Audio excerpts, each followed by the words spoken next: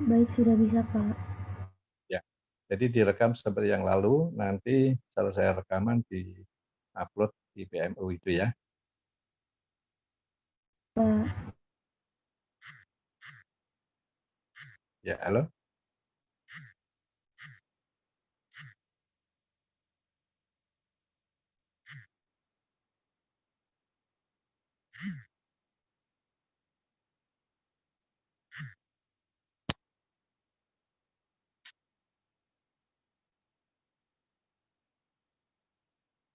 Ya, sudah ya, connect lagi ya. Ya, sudah, Pak. Baik, jadi nanti selesai rekaman di-upload itu. Kemudian sudah mulai ngisi data radio? Iya, Pak, sudah mau Ya, dikirim ke baik.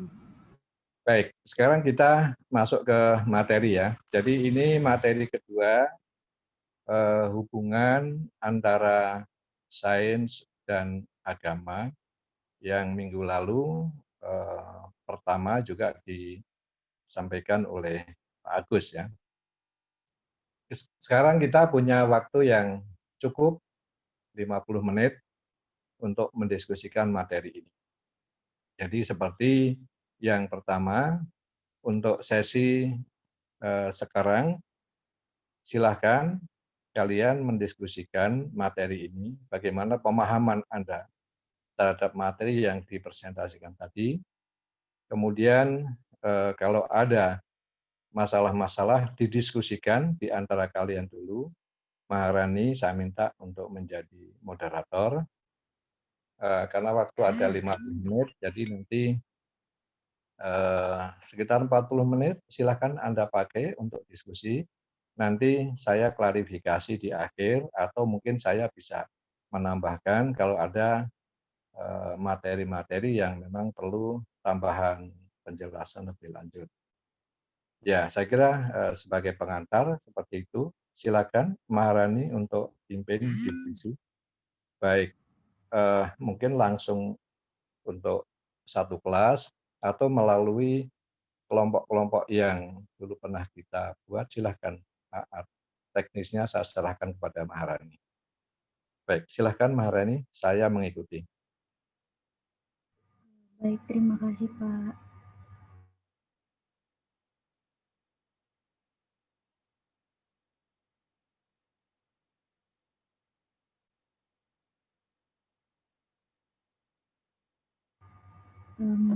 Mungkin bisa dimulai dari per kelompok aja kali ya. Dari kelompok 1 mungkin ada perwakilannya atau bebas untuk sekiranya menjelaskan tadi materi yang dari video. Atau ada mungkin pertanyaan-pertanyaan yang mau dilemparkan kepada teman-teman untuk didiskusikan bersama.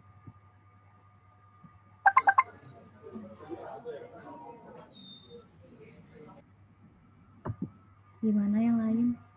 Saya dari kelompok 13 mau bertanya dulu.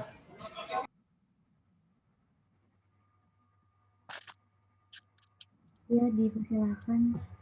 Iya, terima kasih. Nama saya Muhammad Iksan Nizar dari kelompok 13. Izin bertanya. Dalam penjelasan tentang sains dan teknologi tadi, saya melihat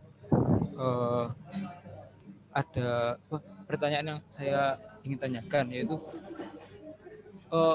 dalam Al-Quran sendiri itu menjelaskan bahwa posisi Tuhan itu, manusia itu, dalam perspektif manusia itu Tuhan ada di mananya. Mungkin ada beberapa sudut pandang tentang panteisme atau teisme. Teisme kan Allah sendiri menciptakan alam semesta, dan itu beda antara Allah sendiri dan alam semesta sendiri itu beda. Tapi kalau panteisme itu seperti konsep wahdatul wujudnya Ibnu Arabi. Jadi alam semesta ini terlimpah dari Tuhan. Jadi alam semesta ini adalah bagian dari Tuhan itu sendiri. Ya, yang saya ingin tanyakan, dalam Al-Quran itu paling dominan menjelaskan yang mana? Terima kasih.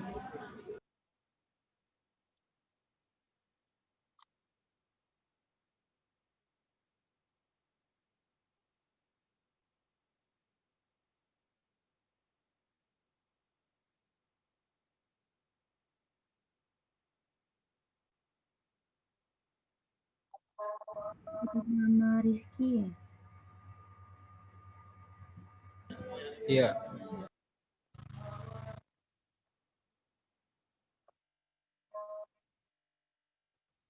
Sebelumnya teman-teman yang lain mungkin ada yang punya pendapat. Tadi cukup menarik pertanyaannya, apakah posisi tentang Tuhan itu sendiri ya, apakah Tuhan dan alam semesta ini berbeda atau seperti apa dengan teori teorinya.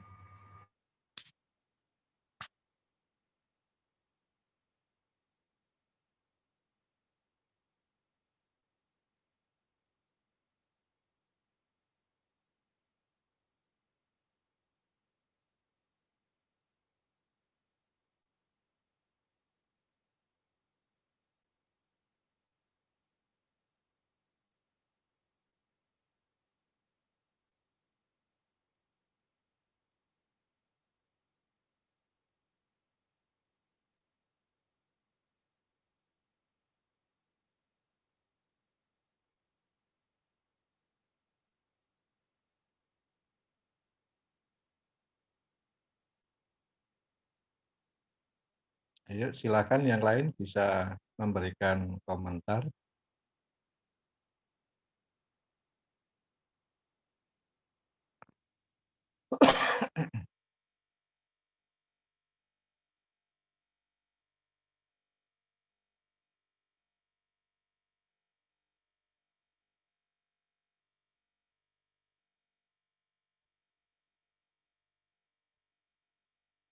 Kalau belum, apa perlu saya tambahkan dulu atau bagaimana? Iya, boleh Pak, tolong ditambahkan dulu. Ya, baik. Rizky ya tadi, Rizky Yanwizar ya yang bertanya ya. iya Pak. Ya.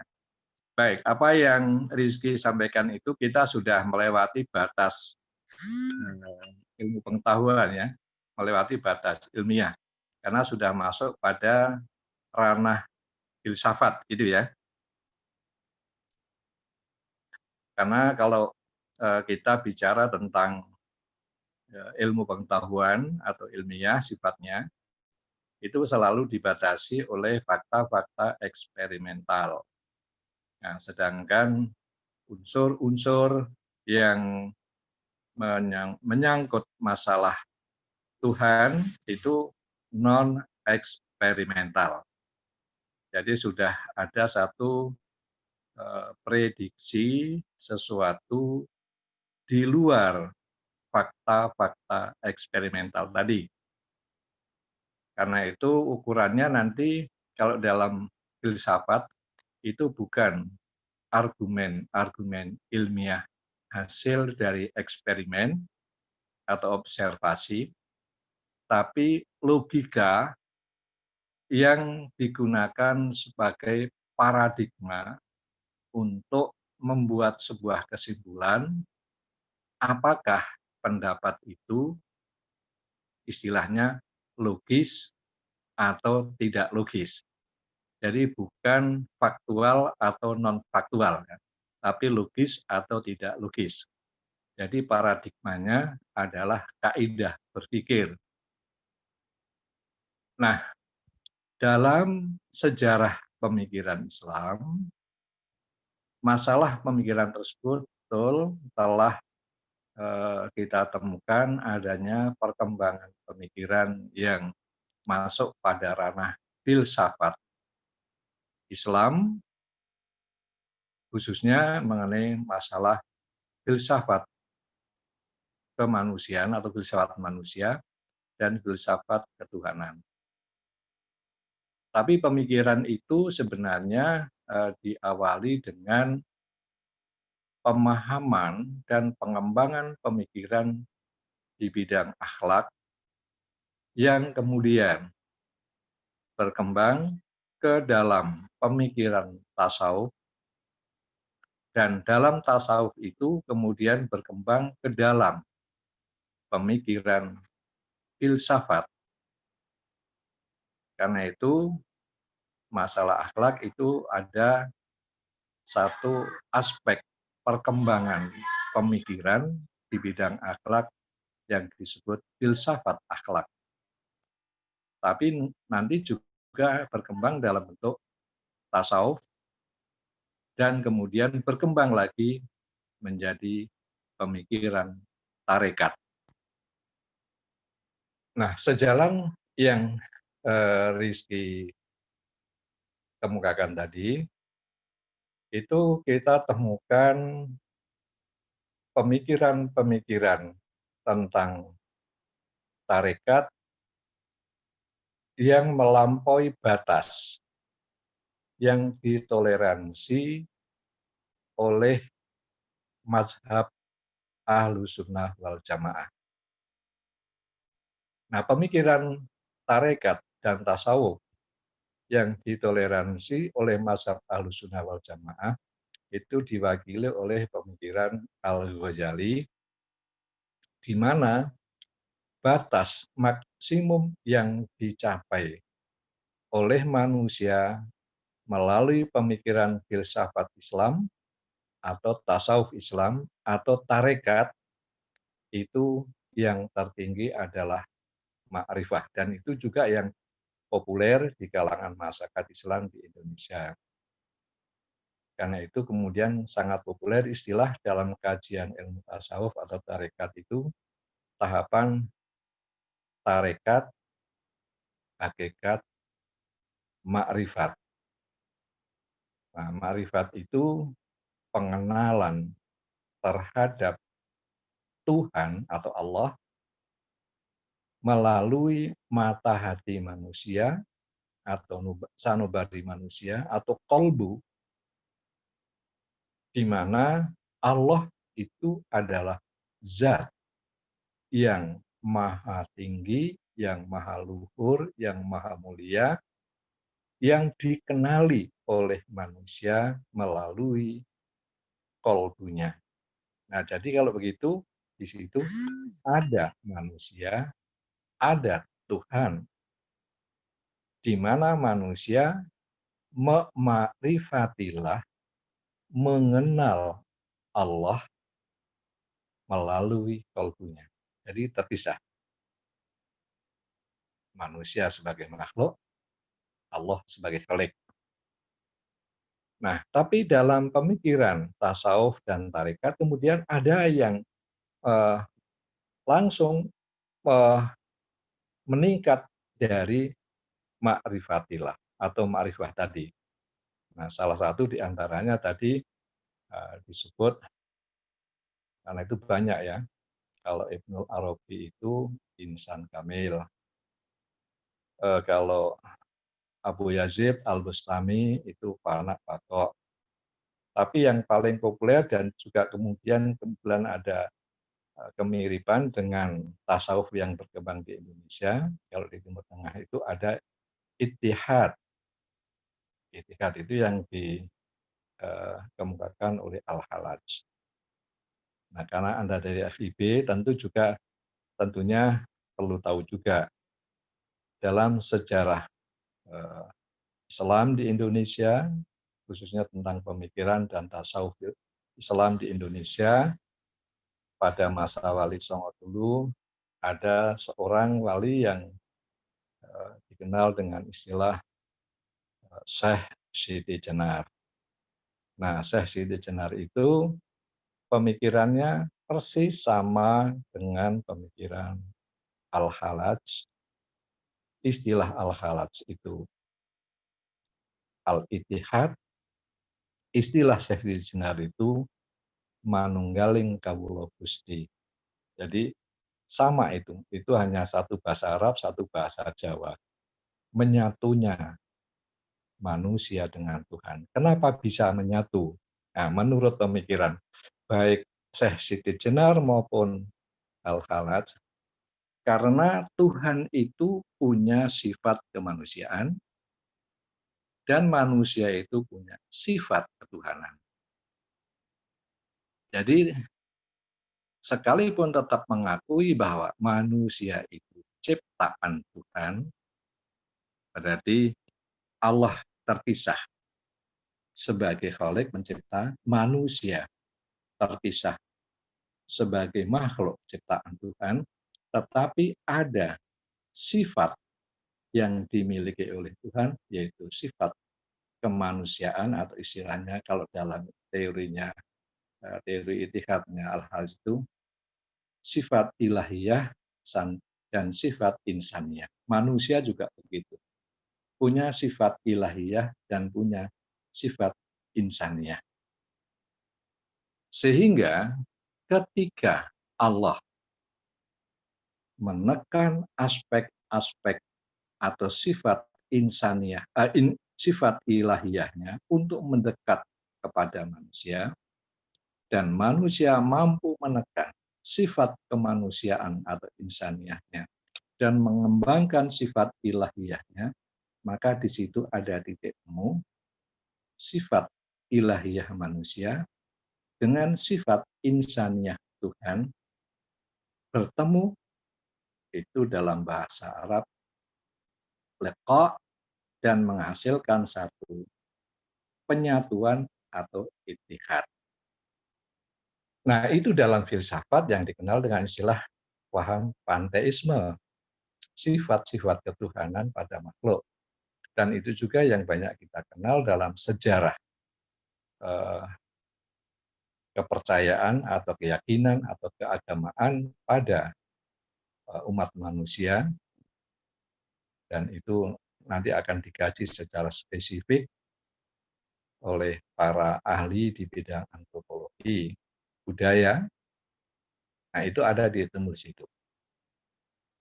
Nah, tetapi sekali lagi itu salah satu pemikiran yang oleh Ahlus Sunnah wal Jamaah dianggap sebagai satu pemikiran yang sesat. Karena itu dalam sejarah, kalau Anda mempelajari sejarah Islam di Indonesia atau sejarah kebudayaan Indonesia, maka Syekh Siti Jenar itu pun akhirnya dihukum mati oleh para wali. Nah, dalam sejarah Islam di Timur Tengah, Al-Halaj pun juga dihukum mati oleh para ulama. Dan itu dalam paham Ahlus Sunnah wal Jamaah, karena dianggap telah pemikiran itu sesat karena telah memanusiakan Tuhan dan mentuhankan manusia. Dan itu yang juga tercermin dalam pemikiran-pemikiran dan budaya atau pada peribadatan-peribadatan kaum musyrikin. Seperti yang terjadi di Mekah, orang-orang musyrik Mekah dulu, itu kan digambarkan atau dikisahkan di dalam Al-Quran bahwa mereka itu sebenarnya tidak menyembah patung. Mereka itu sebenarnya menyembah Tuhan. Tetapi mendeskripsikan Tuhan dengan formulasi-formulasi patung yang di situ bersemayam kekuatan Tuhan. Dan itulah yang kemudian dijelaskan oleh Al-Quran, itulah salah satu kepercayaan dan peribadatan yang mensekutukan Tuhan. Nah, jadi kalau begitu, dalam pemikiran Islam bahwa manusia itu adalah makhluk, tapi memang manusia dikaruniai sifat-sifat yang dimiliki oleh Tuhan. Sifat Rahman Rahim, kasih sayang, sifat qudrah, punya kekuatan, tetapi semuanya kan terbatas sesuai dengan kapasitas manusia. Jadi kalau Anda tanyakan pemikiran-pemikiran tersebut, tapi sekali lagi ini sudah di luar konteks ilmiah ya, karena itu sudah masuk pada ranah filsafat ya. Maka ya dalam ajaran Islam, panteisme itu adalah salah satu bentuk penyimpangan dari kepercayaan atau pemikiran yang melahirkan syirik. Karena itu ya sekali lagi kasus yang pernah terjadi dalam sejarah Al-Halaj dihukum mati, Syekh Siti Jenar pun juga mati karena sudah masuk pada ranah syirik, dan mereka keduanya juga membahayakan ketauhidan atau akidah umat. Begitu Rizky. Ada pertanyaan lagi? Saya Pak. Oh, iya terima kasih Pak. Oh iya. Cukup atau masih ada perlu penjelasan? Saya mau nanya Pak. Itu Pak, mungkin beberapa penjelasan. Oh ya, mungkin saya yang selanjutnya sih Pak. Iya, iya. Iya. Sebenarnya saya mau nanya tentang teknisnya aja. Jadi seperti yang kita tahu kan Islam dinaungi dari Kemenak sama MUI atau yang lainnya. Nah, bahasan tadi kan mengenai alam semesta. Yang Ya. saya ingin tanyakan tuh apakah Kemenak atau MUI itu meneliti juga tentang alam semesta secara langsung atau hanya mengandalkan teori dan alapan aja sebagai lembaga antariksa nasional gitu, Pak? Itu aja, Pak. Ya. Kasih, Pak. Kemenak, ya. Saya tambahkan ya. Ya. Kemenak atau MUI itu memang tidak secara langsung melakukan kajian-kajian ilmiah di bidang kealaman. Karena itu bukan menjadi tanggung jawab atau bukan menjadi kewajiban Kemenak. Kemenak itu kan membina dan mengembangkan kehidupan beragama bagi seluruh warga negara Indonesia atau masyarakat atau penduduk dalam mengamalkan atau mentaati ajaran agama yang dianutnya. 6 agama. Nah, kalau MUI itu khusus untuk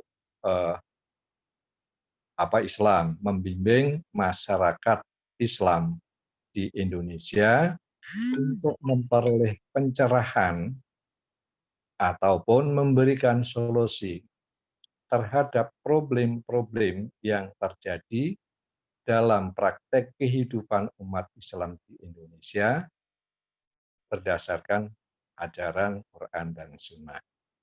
Jadi Kemenak atau MUI tidak secara langsung.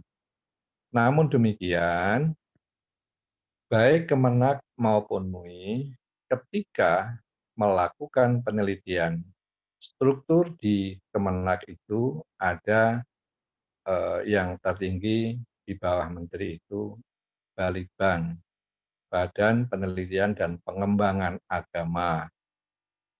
Nah, Badan Penelitian dan Pengembangan Agama itu tentunya juga melibatkan aspek-aspek keagamaan, tapi tidak secara langsung meneliti tentang kealaman atau masalah-masalah ilmu pengetahuan di bidang kealaman ini. Walaupun ketika melakukan kajian-kajian atau penelitian-penelitian juga melibatkan para ahli di berbagai bidang, apa keterkaitan penelitian dan kajian keagamaan tadi,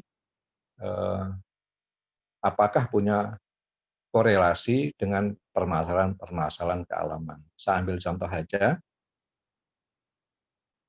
Kemenak pernah menerbitkan buku Islam untuk disiplin ilmu, pengetahuan, dan teknologi. Nah, aspek-aspek ilmiah dan teknologinya tentunya melibatkan ahli di bidang yang bersangkutan. Nah, waktu itu kebetulan saya juga ikut terlibat dalam penelitian dan penulisan buku itu. Nah, saya mengambil aspek dari penjelasan-penjelasan Quran di bidang iptek tadi. Kemudian kita minta dari MIPA yang sainsnya, teknologi dari Fakultas Teknik untuk membantu menulis di bidang itu. Nah, itu yang dulu juga dipakai sebagai rujukan dalam kuliah-kuliah agama Islam di perguruan tinggi.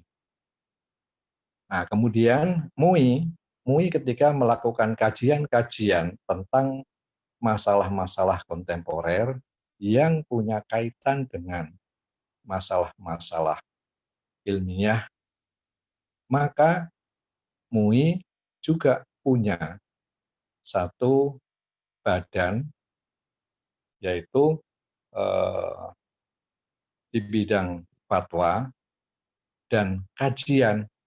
Nah, kajian itu akan sangat bergantung dari objek kajian apa yang sedang dilakukan penelitian oleh MUI. Nah, itu nanti melibatkan para ahli. Contoh saja, ada lembaga penelitian obat dan makanan, dan itu dimiliki oleh MUI yang juga kemudian pada waktu-waktu yang lalu itu melakukan penelitian, dan itu yang kemudian diberikan hak untuk mengeluarkan sertifikasi suatu produk yang dikonsumsi masyarakat itu halal atau haram. Dan itu kan nanti macam-macam. Saya ambil contoh aja kosmetik umpamanya. Kosmetik itu yang sekarang beredar di masyarakat halal atau haram. Nah, itu kan ahli tafsir nggak mungkin melakukan penelitian. Ahli hadis nggak mungkin. Tentu akan melibatkan ahli tafsirnya iya, ahli hadisnya iya, ahli fikihnya iya, tapi juga ahli tentang farmasinya iya, ahli tentang produksi pangannya iya, ahli tentang kimianya iya, dan seterusnya. Jadi melibatkan banyak ahli bidangnya. Nah, yang terakhir, pemerintah Indonesia akan mengirim juga tenaga ahli ke Cina untuk meneliti vaksin tentang COVID ini. Itu kan melibatkan juga ahli di bidang agama, dari Kementerian Agama. Tapi juga ada dari Kementerian Kesehatan, dan juga dari unsur-unsur yang lain. Jadi secara langsung tidak, tetapi sepanjang punya kaitan dengan masalah-masalah kepentingan masyarakat, maka baik Kemenak maupun UI juga melakukan kajian, tetapi melibatkan ahli-ahli di bidangnya sesuai dengan objek penelitian atau kajiannya. Begitu ya, Hid? Ya, Pak, makasih Pak. Berarti ini ya Pak, bekerja sama badan-badan lain juga ya Pak? Betul ya, badan maupun Oke, tenaga makasih Pak. ahli lain. Ya. Ya, makasih. Ada lagi? Atau tadi Rizky masih ada yang perlu disampaikan tadi? Oh iya Pak, sebelumnya mohon maaf kalau misal kami karena saya tidak sering di rumah, jaringan di rumah saya tidak bisa digunakan. Menurut penjelasan Pak Presiden tadi kan, saya mungkin mulai dari beberapa bulan yang lalu itu teman saya ada yang bertanya di grup kelas itu, spiritualitas itu muncul dari manusia sendiri atau memancar dari Allah gitu Pak, dalam pandangan. Halo? Halo. Halo, Rizky. Ya. Suaranya ketutup tadi, yang rame-rame itu apa itu? Iya Pak, ini saya sedang di luar rumah karena di rumah saya jaringannya tidak kuat Pak. Iya Pak, kendala jaringan. Beberapa bulan lalu teman saya bertanya bahwa spiritualitas itu muncul dari manusia itu sendiri atau memancar dari Allah ya Pak, dalam pandangan Islam yang Ahlus Sunnah wal Jamaah. Terima kasih Pak. Ya. Saya kira ini sudah pernah kita kaji pada awal-awal semester, bahwa manusia itu diciptakan oleh Allah dengan berbagai potensi. Salah satu potensi yang Allah karuniakan di samping akal pikiran adalah kolbu. Nah, kolbu itu yang punya potensi untuk mengembangkan aktivitas spiritualitas manusia, sehingga manusia bisa menerima dan meyakini adanya sesuatu yang sifatnya gaib.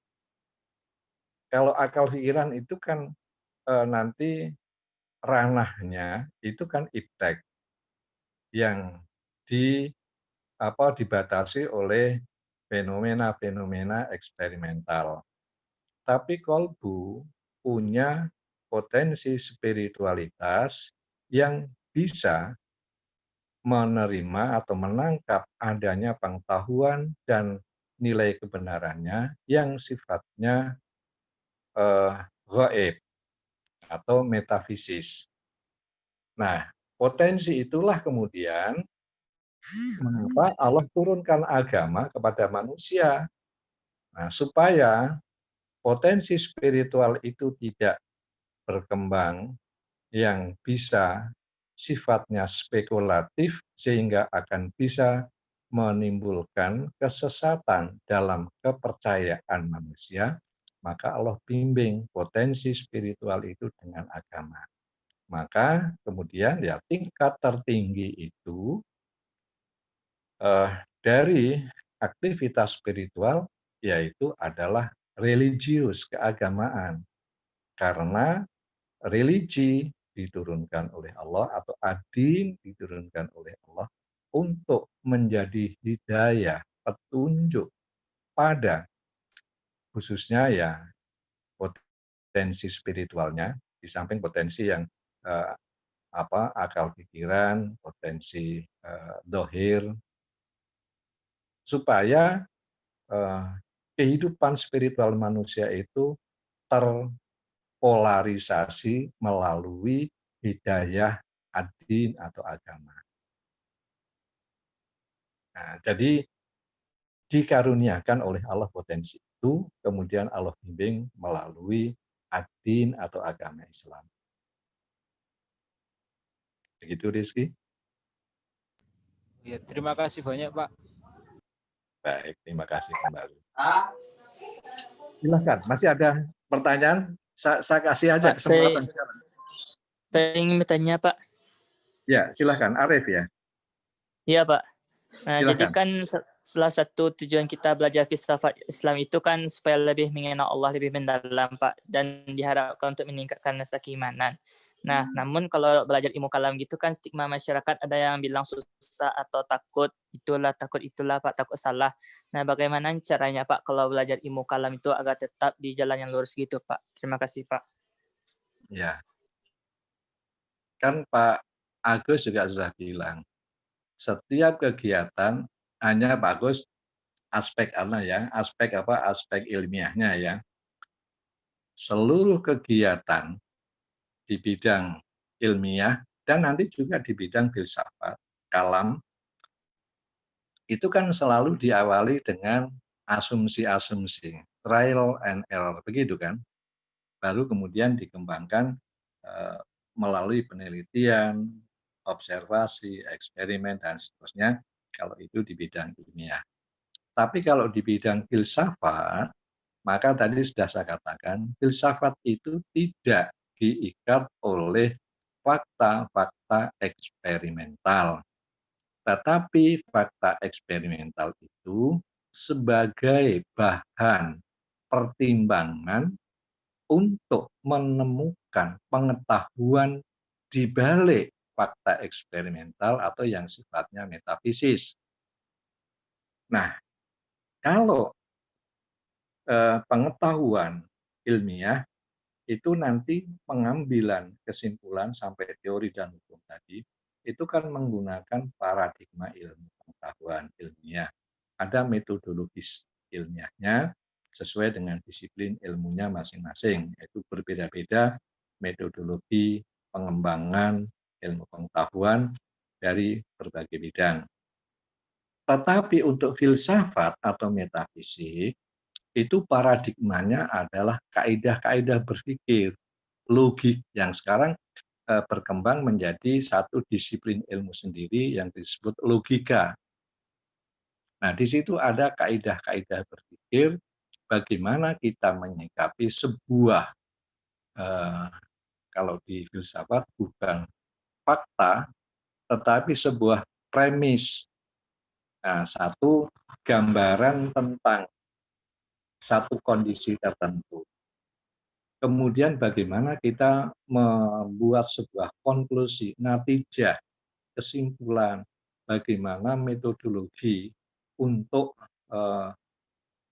memperoleh satu konklusi atau natijah tadi. Nah, dari situ kemudian Nah, kita masuk pada aspek-aspek yang sifatnya keimanan. Jadi Quran sendiri memang juga memerintahkan kita untuk berpikir secara filosofis di samping berpikir secara ilmiah. Tetapi yang tertinggi itu adalah iman. Sehingga Quran dan Sunnah itu harus menjadi payung seluruh proses berpikir tadi. Karena itulah ada kajian-kajian ilmiah yang oleh Quran didorong bukan hanya berhenti pada kajian ilmiah, tapi masuk pada ranah filsafat. Dari ranah filsafat masuk pada masalah iman. Tadi Pak Agus sudah menjelaskan atau mengambil sampel dari beberapa ayat, tapi juga yang sangat populer dan itu banyak sekali dikemukakan ketika pada ayat 190 surat Ali Imran Allah menyebutkan bagaimana Allah menciptakan pergantian malam dan siang dan apa yang Allah dorong manusia dengan mengamati realitas pergantian malam dan siang. Inna fi khalqis samawati wal ardi wa ikhtilafil laili wan nahar la ayatun li ulil albab. Sesungguhnya pada penciptaan langit dan bumi, pergantian malam dan siang, la ayatun li ulil albab, itu menjadi tanda-tanda bagi orang yang berpikir. Coba Anda baca dalam terjemahan Al-Quran maupun juga tafsir-tafsir Al-Quran. La ayatin li ulil albab, menjadi tanda-tanda, bukti-bukti bagi orang yang mempergunakan akal pikirannya. Bukti apa? Selalu akan merujuk pada, ada yang menyebut bukti adanya Allah. Ada yang menyebut lebih tinggi lagi, bukti keagungan Allah. Ada yang menyebutkan bukti kemahakuasaan Allah. Nah, kalau kita sudah masuk pada Allah, itu masuk pada ranah agama. Filsafat nggak sampai di situ. Makanya tadi saya sebutkan tingkatan itu tingkatan berpikir secara lahiriah, dohir, melalui indera, berpikir secara ilmiah menggunakan akal pikiran, berpikir secara filsafat masuk pada ranah metafisiknya, berpikir secara gaib di atas metafisis tadi, spiritualitas, nah itu sudah masuk pada kekuatan-kekuatan di luar aspek-aspek yang dibatasi oleh fakta eksperimental tadi. Nah, Islam membimbing manusia pengembangan potensi spiritualitasnya tadi melalui petunjuk-petunjuk agama. Jadi religi.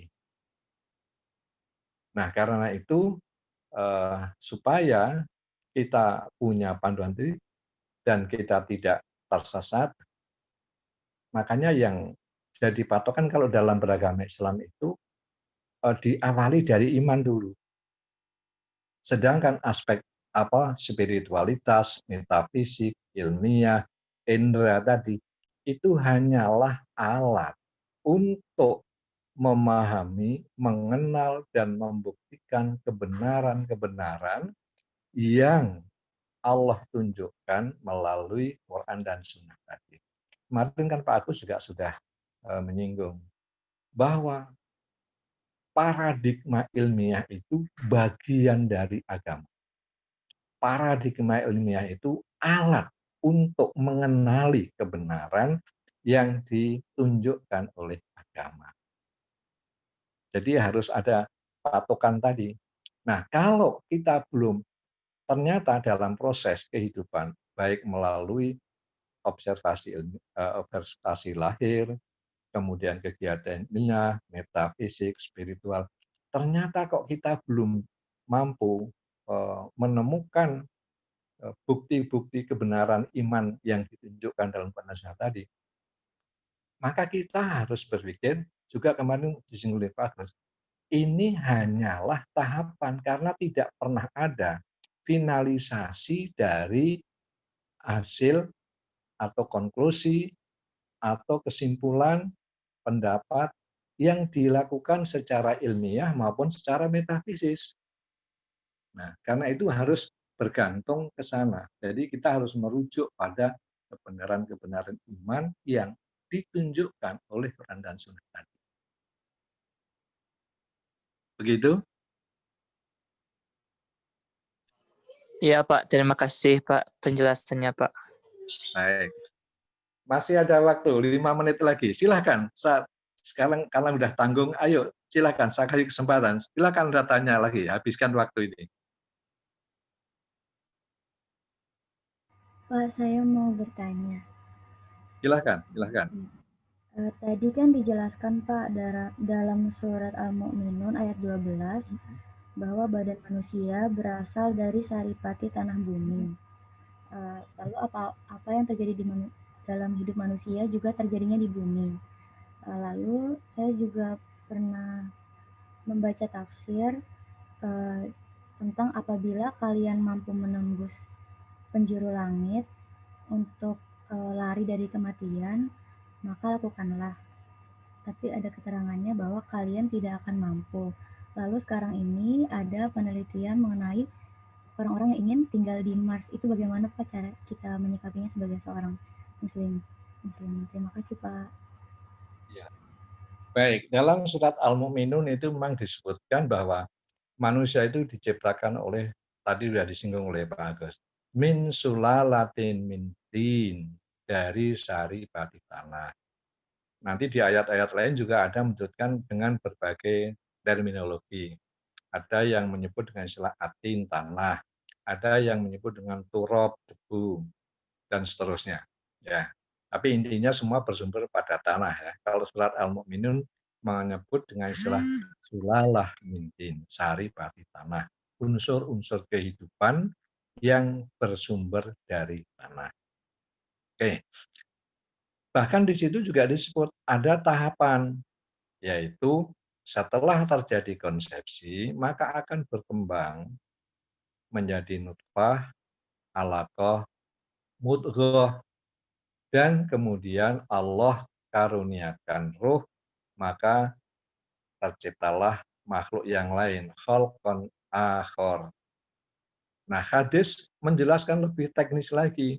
Nutfah itu 40 hari, alaqah 40 hari, mudghah 40 hari, 120 hari, Allah karuniakan ruh, maka khalqan akhar tadi kita pakai istilah yang populer itu janin. Sebelum ada ruh itu adalah embrio yang hidup secara anatomis, janin hidup secara anatomi dan rohani.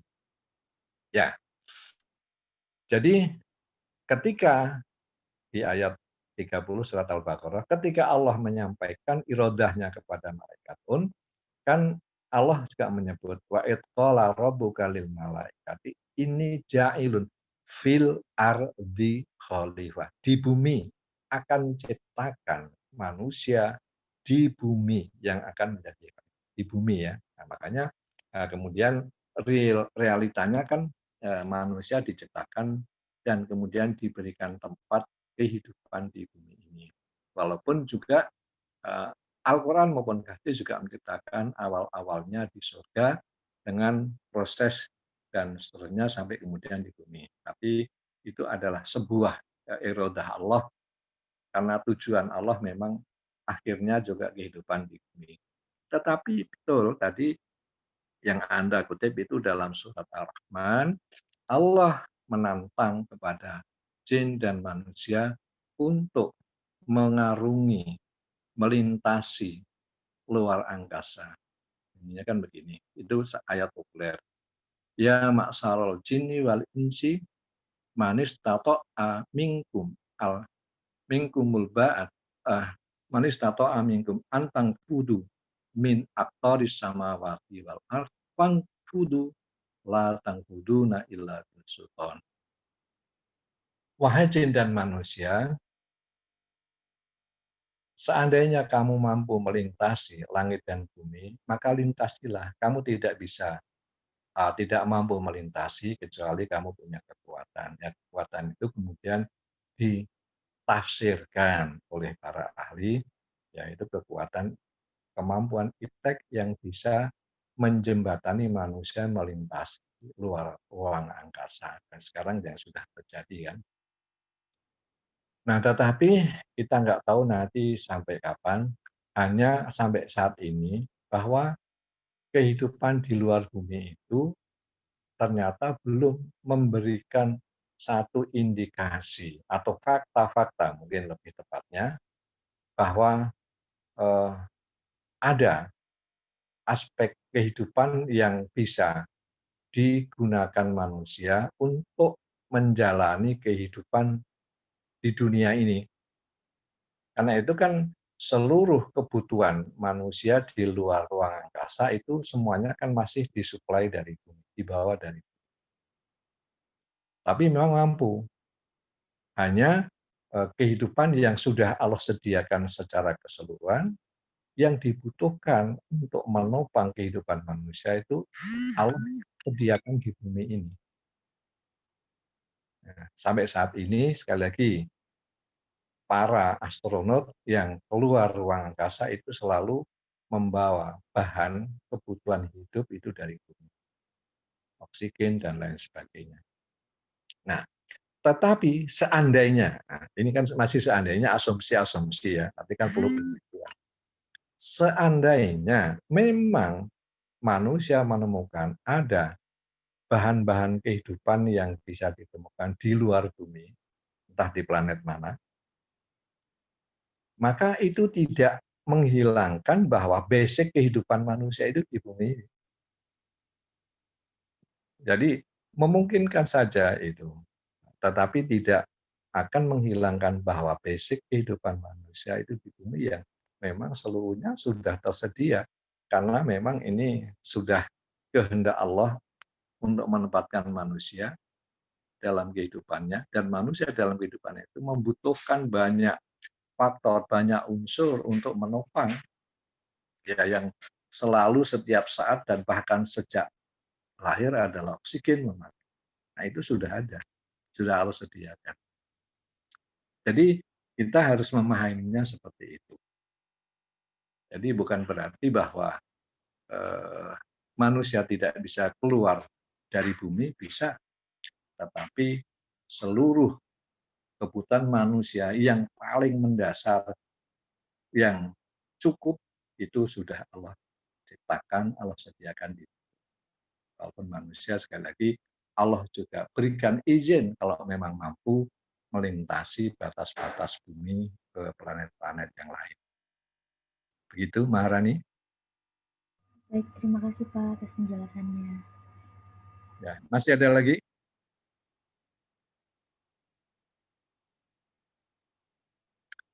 Cukup ya, waktunya sudah habis memang ya.